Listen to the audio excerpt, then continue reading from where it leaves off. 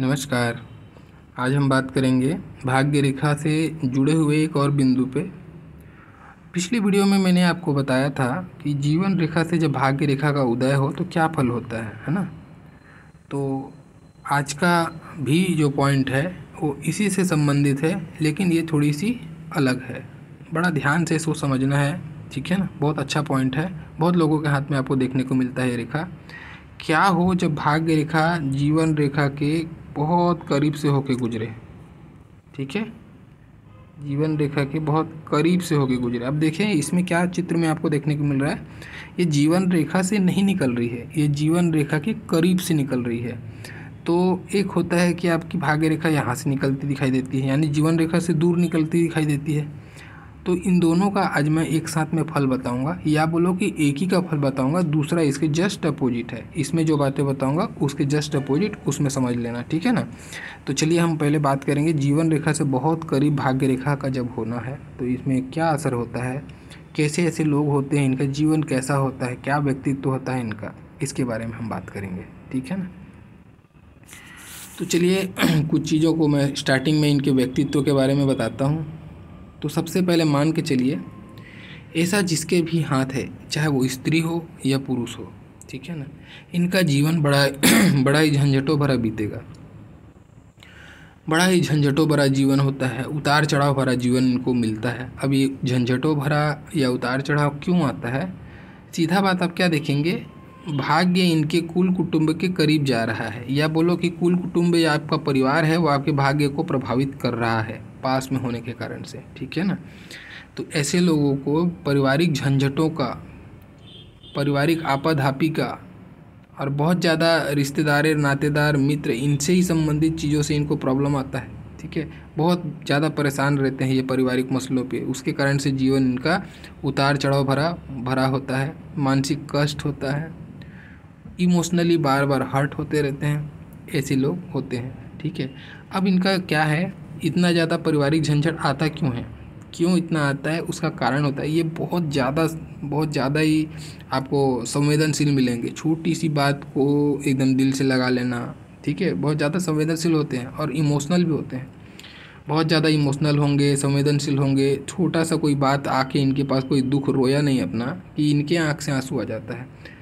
मेरे परिवार पे तकलीफ जरा सा कोई शो कर दिया तो ये बस आंसू फिर इनका निकलना चालू, गंगा जमुना दोनों आंखों से बहना चालू हो जाता है। तो ये कहने का मतलब अपने परिवार पे, अपने कुटुंब पे बहुत ज़्यादा इमोशनली कनेक्टेड होने के कारण से पत्नी से दूर चले जाते हैं, बस यही प्रॉब्लम है। अब आप देखेंगे चंद्रमा से ये दूर जा रही रेखा और जीवन रेखा करीब जा रही है, कुल कुटुंब के करीब हो गई और परिवार से, पत्नी से दूर चली गई। अब होता क्या है इनके साथ में, ऐसे लोग पत्नी के प्रति जो कर्तव्य होने चाहिए एक पुरुष का, एक पुरुष के अंदर में एक लीडरशिप की क्वालिटी होनी चाहिए, जो अपने परिवार को साथ ले, अपने पत्नी को भी साथ ले, दोनों के बीच एक तालमेल बना सके। सास और बहू की कहानी हर घर की हुई कहानी है, तो वो जो तालमेल को बनाने वाली जो स्थिति है एक पुरुष के अंदर में होनी चाहिए, है ना। तो ये ऐसे जो पुरुष होते हैं ना, उस तालमेल को ये बना नहीं पाते, ये एक तरफा हो जाते हैं। किसी एक को कंप्रोमाइज़ करने वाली बात आती है जब, तो ये पत्नी को ही कंप्रोमाइज़ करवाने लग जाते हैं। उसके कारण से बड़ी इनका जो दाम्पत्य जीवन है बहुत ख़राब बीतता है। दूसरी स्थिति क्या आती है, ऐसे लोग जो होते हैं इनको इनके कर्तव्यों का, जैसे मान लो ये कर्तव्य पूरा कर भी रहे हैं माता पिता के प्रति, मित्र के प्रति, या अपने रिश्ते नातों के प्रति जो अपना कर्तव्य का पालन कर रहे हैं, ये कर्तव्य इनके साइड से 100% प्योर होता है, निस्वार्थ भाव से ये करते हैं, ठीक है ना। क्योंकि मैंने पहले ही कहा ना कि ये रिश्ते नाते इनको ठगते हैं और ये ठगाते रहते हैं बस। तो ये निस्वार्थ होते हैं, ये मन में सोचते हैं कि जानते हैं कि ये फलाना आदमी मेरे को झूठ बोल के मेरा अभी पैसा लेने की कोशिश कर रहा है, इमोशनली आया है, बना रहा है बातें, लेकिन झूठ बोल रहा है समझते हैं।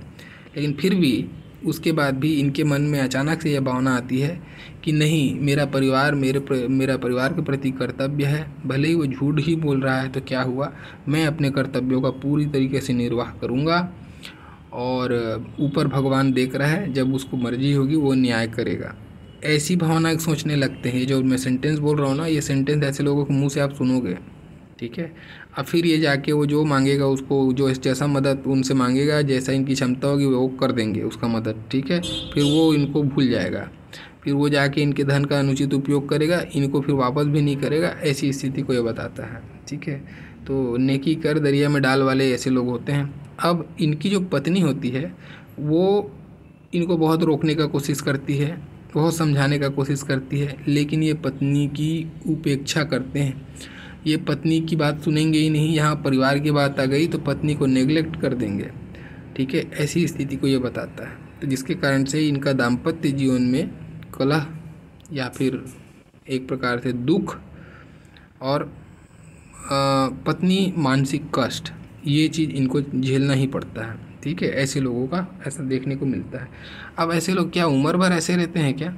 ऐसा इनका जीवन पूरा उम्र भर चलेगा क्या? ऐसा नहीं है। 42 साल के बाद में जाके ये जो मोह माया से ये व्यक्ति मुक्त हो जाता है। 42 साल के बाद में अगर धन की रेखा अच्छी है, ऊपर की स्थिति, तो फिर ये जीवन में तरक्की करेगा। लेकिन 42 साल तक जीवन में उतार चढ़ाव और झंझट, पारिवारिक झंझट इनको बहुत परेशान करती है, ठीक है। इसी कारण से इनका एक फर्स्ट हाफ आपका ख़राब चला गया तो सेकेंड हाफ कितना भी अगर आप अच्छा करेंगे तो भी आप एक एवरेज स्थिति पे पहुंच जाएंगे। तो बहुत ज़्यादा ऐसे लोगों को धनी नहीं देखे जाते, बहुत ज़्यादा धन इनके पास नहीं होता। एक एवरेज लाइफ ऐसे लोगों की देखी जाती है, ऐसा ये कहा जाता है, ठीक है। अब कुछ और बातें बताता हूँ। अब क्या बातें आएगी, मान लेते हैं अभी ये किसी स्त्री के हाथ में है। अब तक मैंने पुरुष के पक्ष से बताया, अभी मानते हैं ये स्त्री के हाथ में है। ऐसी जीवन रेखा और भाग्य रेखा बहुत पास पास, तो क्या असर होगा? तब भी उसके जीवन में बाहर आएगी 42 के बाद में, ये तो सत्य है, ठीक है। लेकिन उससे पहले इनके जीवन में क्या क्या बातें आएंगी देखिए। एक तो दुख था, अब दुख के ऊपर दोहरा हो जाएगा। पहले तो स्त्री समझा सकती थी, पुरुष की स्थिति में स्त्री समझा सकती थी, या स्त्री नहीं समझा पाती तो खुद भी अपना लीडरशिप आगे करके काफ़ी कुछ चीज़ों को कंट्रोल कर सकती थी। भले ही पति नहीं समझ रहा था तो भी, ठीक है। अगर स्त्री के अंदर समझदारी होती तो काफ़ी कुछ वो कंट्रोल कर लेती। लेकिन अब पत्नी ही ऐसी मिल गई, ठीक है। अब कष्ट उसमें किसको आ रहा था? अगर आप घुमा फिरा के देखें तो पूरा कष्ट पत्नी को ही आ रहा था, है ना। अब ऐसी स्थिति में क्या होगा, पत्नी को तो कष्ट आना है, अब पत्नी को दूसरा दोहरा कष्ट आएगा, ऐसा समझ सकते हो। अब क्या आएगा, ऐसी रेखा जिस भी स्त्री के हाथ में है, चाहे वो जॉब करती हो चाहे वो हाउसवाइफ हो, ये चीज़ बात मान के चलना, ऐसे लोगों को ससुराल का सुख नहीं मिलता। ससुराल से कष्ट मिलता है। सुख ना मिले तो भी ठीक है, लेकिन कष्ट मिले ये ज़्यादा दिक्कत है, ठीक है। तो ससुराल से कष्ट मिलता है। ससुराल से कैसे कष्ट मिलता है? सास ससुर, खास करके जो रिश्ते बता रहा हूँ समझना, सास ससुर ननद और देवर, इनके जीवन में तूफान मचाए रहते हैं इन लोग। इनमें से कोई ना कोई एक व्यक्ति, या फिर हो सकता है बार बार चेंज होते रहेगा व्यक्ति, लेकिन इन्हीं व्यक्तियों के कारण से ये दुखी रहते हैं और बहुत ज़्यादा दुखी रहते हैं, ठीक है। उपेक्षा का शिकार होना पड़ता है। इनको ऐसा लगता ही नहीं है कि ये कभी इस परिवार का हिस्सा है, इनको साइड लाइन में रखा जाता है, ठीक है। ऐसे लोगों को लगता ही नहीं है कि हम इस परिवार के हिस्सा हैं, कि हमको कोई डिसीजन मेकिंग में कोई इन्वॉल्व करे, या हमसे कोई राय ले, या हमको कोई कुछ बताए। इनको भाव ही नहीं मिलता है। ऐसे लोग होते हैं। ये अच्छी स्थिति नहीं है, बहुत बेकार स्थिति है, ठीक है। तो अब इसमें क्या होगा, दाम्पत्य, अब ये मानसिक कष्ट होगा, इमोशनली हर्ट होगा, तो दाम्पत्य कहाँ से सुखी रहेगा? ऐसे लोगों का दाम्पत्य भी अच्छा नहीं मिलता, और पति भी ऐसा मिलता है जो इनके प्रति जो कर्तव्य होने चाहिए उस कर्तव्य का निर्वाह ही नहीं करता।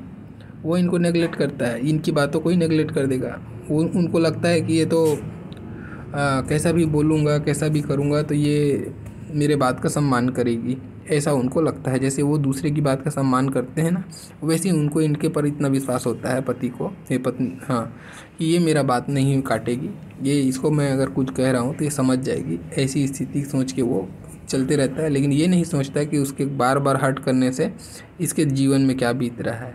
ये दोनों के बीच में बहुत अजीब केमिस्ट्री उत्पन्न करता है ये रेखा, ठीक है ना। तो इस टाइप की ये स्थिति को बताता है। अब इसमें कुछ विशेष स्थितियाँ हैं, उसके बारे में भी देखिए। अभी जीवन रेखा मैंने गोल बनाया है, ठीक है ना। अब क्या हो जब ऐसा रेखा हो, बहुत लोगों के हाथ में होता है, चंद्रमा पे जाती है सीधा आपकी जीवन रेखा। अब यहाँ से आप भाग्य रेखा देख रहे हैं कि बिल्कुल पास में जाती हुई चंद्रमा पे जा रही है, ऐसी स्थिति, ठीक है। या फिर आपको सीधी खड़ी हो तो भी जीवन रेखा के एकदम पास में हो। इसका क्या मतलब होगा? अब ऐसे लोगों का क्या होता है ना, इनका कुल कुटुंब अगर बात करें बहुत बड़ा होता है, बहुत बड़ा होता है, लेकिन रहने का जगह छोटा होता है। कहने का मतलब आप जिस कंपेयर में कुल होता है ना, जिस हिसाब से आपका स्टेटस है, उससे कम लेवल में आपको जीवन व्यतीत करना पड़ता है 42 साल तक। आप लोगों को आप बताओ तो यकीन ना करें, या जो लोग जानते हैं वो यकीन ना करें कि ऐसा इनके साथ क्यों हो रहा है। काफ़ी धनी होने के बाद भी सामान्य ज़िंदगी बिताना पड़ता है, या फिर बोलो परिवार से उपेक्षा के कारण से सामान्य सी ज़िंदगी बितानी पड़ती है। कुछ भी स्थिति हो सकती है, ठीक है। ऐसी स्थिति को ये बताता है। अब इसी कंडीशन में एक और एड ऑन हो जाता है, इसको ये विशेष रूप से स्त्रियों के लिए या दोनों के लिए है, ठीक है, दोनों के लिए है। अब चूंकि स्त्रियों के लिए इसलिए कहा जाता है क्योंकि ये जो स्त्री है ना, ये ज़्यादा प्रताड़ित होती है। इस रेखा में स्त्री को ज़्यादा प्रताड़ना है पुरुष के कंपेयर में।